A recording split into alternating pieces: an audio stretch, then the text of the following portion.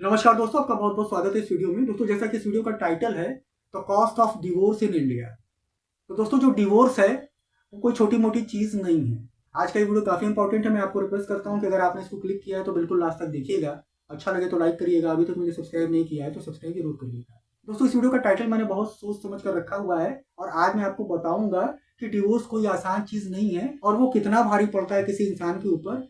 इस बात को केवल वही समझ सकता है जो इस प्रॉब्लम से गुजरा हुआ है। The cost of divorce in India. तो इंडिया में जो डिवोर्स का जो कॉस्ट है वो बहुत भारी है। स्टार्टिंग में तो नहीं लगता है, लेकिन जब डिवोर्स लेने की बात आ जाती है तब पता चलता है कि यार ये तो बहुत महंगा सौदा पड़ा। हमारे इंडिया में डिवोर्स के लिए जो रूल्स बनाए गए हैं उनमें जो है, जो लड़की होती है उसको भरण पोषण का अधिकार यानी एलिमनी या मेंटेनेंस जिसको आप कह सकते हैं, वो लेने का अधिकार होता है अपने पति से डिवोर्स के बाद। तो ये दो तरीके का होता है। एक तो ये होता है कि वो हर महीने पैसा ले, और दूसरा होता है कि वो एक मुश्त जो है पैसा ले ले और बात को यहीं पर खत्म करे।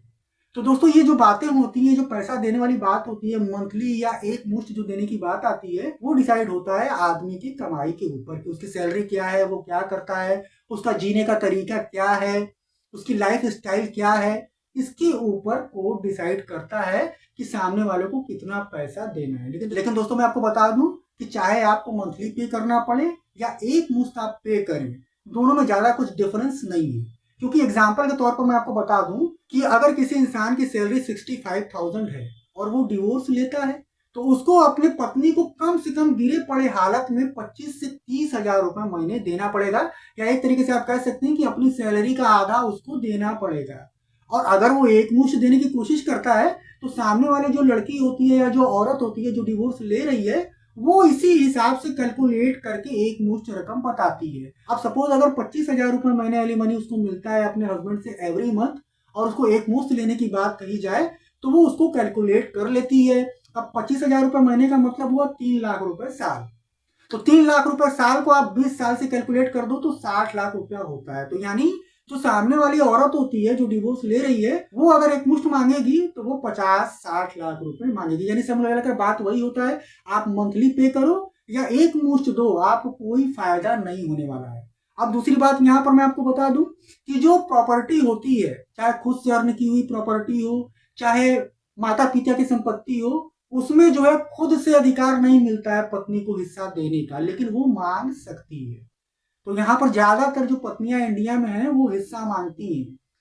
उनको अधिकार नहीं है, वो मांग नहीं सकती हैं, लेकिन फिर भी वो मांगती हैं। उनको अधिकार उस प्रॉपर्टी में हिस्सा लेने का होता है जिसमें कि उन्होंने कुछ योगदान किया हो, कोई कंट्रीब्यूशन उनका हो, कुछ पैसा लगाया हो, उसको लेने का उन्हें अधिकार होता है। लेकिन इंडिया की ज्यादातर औरतें बिना कुछ किए भी, कोई कंट्रीब्यूशन उनका नहीं होता है, लेकिन फिर भी वो संपत्ति में हिस्सा लेने की भी कोशिश करती हैं। तीसरी सबसे इंपॉर्टेंट बात यह है, जो हमारे भारत सरकार ने जो रूल्स बनाया हुआ है महिलाओं के लिए डिवोर्स के बाद, तो उसमें रूल ये है कि जो महिला को जो भी जो है शादी के दरमियान में गिफ्ट मिले थे, उपहार मिले थे, गहने मिले थे, सोने चांदी, उन सब पर महिला का ही अधिकार होता है। पुरुष के परिवार वाले उनको इन सब चीजों को लेने से रोक नहीं सकते। कहने का मतलब ये है कि अगर आपने अपनी दुल्हन को शादी में बहुत सारे गहने चढ़ाए थे, बहुत सारे आपके रिलेटिव्स लोगों ने उसको गिफ्ट दिए थे, किसी ने चेन दिया था, किसी ने अंगूठी दी थी, किसी ने झुमका दिया था, बहुत सारे लोगों ने दिया था, तो उस पर जो है अधिकार ये उसकी संपत्ति मानी जाएगी जो कि वाइफ है, और उस पर आपका कोई अधिकार नहीं रहेगा। अगर 25 लाख रुपए के गहने आपने जो है उसको बनवाए थे या लोगों ने उसको गिफ्ट किए थे आपके रिलेटिव्स ने जब शादी हुई थी, तो वो सारे गहनों पर उसका ही हक होता है और वो सारा कुछ लपेट कर लेकर चली जाएगी, आप कुछ भी नहीं कर पाओगे। सबसे मेन बात मैं आपको बताने जा रहा हूँ वो होता है एक ही घर में रहने की बात। मतलब सपोज अगर बड़ा सा घर है और महिला डिवोर्स ले रही है, लेकिन उसके बाद वो कहती है कि मैं इसी घर में रहूंगी, मुझे एक हिस्सा चाहिए, ये भी प्रपोजल वो कोर्ट में रख सकती है। उसको अथॉरिटी है, वो रख सकती है। और हो सकता है कि उसे परमिशन भी मिल जाए कोर्ट की तरफ से कि वो उसी घर में आपको एक हिस्सा, अपने घर का एक पार्ट उसे देना पड़ेगा और वो वहां पर अपना रहेगी। तो दोस्तों, भारत में जो डिवोर्स का कॉस्ट है वो बहुत भारी है। यहाँ पर लड़की का कोई नुकसान नहीं होता है, कुछ भी नहीं जाता है, लड़के का सारा कुछ चला जाता है। आपकी सैलरी का आधा तो बिल्कुल जाना तय है। अगर आप गवर्नमेंट एम्प्लॉई हैं तब तो आप एकदम लूट जाओगे। आपकी सैलरी का आधा आपको देना ही पड़ेगा। आपको उसके जितने भी गहने थे जो आपने भी खरीदे थे वो भी उसको देना पड़ेगा, आप नहीं ले सकते हो, क्योंकि भारत के कानून के हिसाब से ये उसका ही माना जाएगा। तो वो भी आपसे वो ले लेगी और आपकी प्रॉपर्टी में भी हिस्सा लेने की वो हकदार है। अगर वो ट्राई करे, कोशिश करे, तो आपको वो भी देने की नौबत आ सकती है। तो भारत में डिवोर्स लेना या तलाक लेना कोई आसान बात नहीं है। यहाँ के जो पुरुष हैं वो बहुत ज्यादा नुकसान झेलते हैं अगर उनकी शादी सफल नहीं होती है।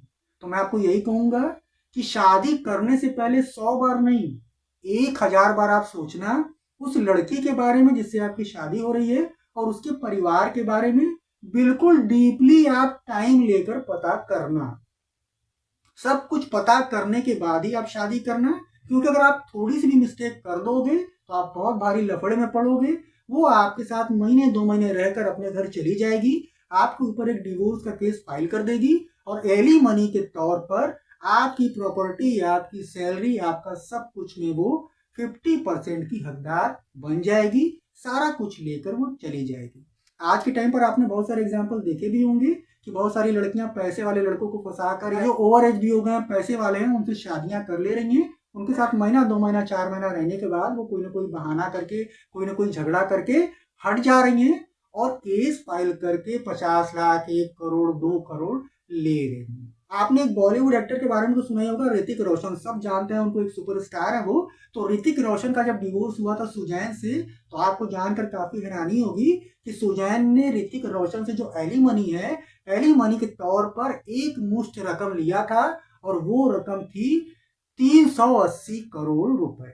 तो आप खुद समझो कि ऋतिक रोशन को अपने प्रॉपर्टी, अपनी कमाई का कितना बड़ा हिस्सा सुजैन खान को देना पड़ा, जिससे कि उन्होंने लव मैरिज किया था। 380 करोड़ रुपए की एलिमनी ऋतिक रोशन ने सुजैन खान को दिया है। इस पैसे को कमाने के लिए ऋतिक रोशन को कम से कम अपना 10 साल और समय लगाना होगा, फिल्मों में और सारी फिल्में करनी होंगी, ब्लॉकबस्टर देनी होंगी, तब जाके उनका ये पैसा रिकवर होगा। यानी एक तरीके से आप कह सकते हैं कि सुजैन खान ने डिवोर्स के नाम पर ऋतिक रोशन की 15-20 सालों की कमाई ले ली, और ऋतिक रोशन कुछ भी नहीं कर पाए, उनको देना ही पड़ा। तो मेरे भाई, काफी सोच समझ कर आप शादी करिए, क्योंकि भारत में डिवोर्स का जो कॉस्ट है वो बहुत भारी है, और डिवोर्स आपको रोड पे भी ला सकता है। अगर आप पूरी तरीके से सक्षम नहीं हैं तो आप रोड पर भी आ सकते हैं। आपको ब्याज की पैसा लेकर, अपनी प्रॉपर्टी, अपना घर बेचकर, अपने सब कुछ चीजों को बेचकर भी एलिमनी देने की नौबत आ सकती है। आज के समय बस इतना ही। वीडियो अगर आपको अच्छा लगा हो यार तो लाइक करना, अभी तक मुझे सब्सक्राइब नहीं किया है तो सब्सक्राइब जरूर करना। मैं आप लोगों से फिर मिलूंगा किसी बहुत माइंड ब्लोइंग और दमदार वीडियो के साथ। तब तक के लिए goodbye. Thank you so much for watching this video.